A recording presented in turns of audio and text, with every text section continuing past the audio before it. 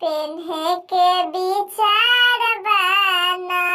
तौले चुड़िया ना ले आइब तौले खाना ना बनाइब जाके चुड़िया ना ले आइब तौले खाना ना बनाइब इहे बतिया बानी मन में अपना ठानी नया नोहर बानी ना होई है बतिया बानी मन में अपना ठानी नया नोहर बानी ना पिया हो हरियर हरियर चुड़िया के प्रचार बा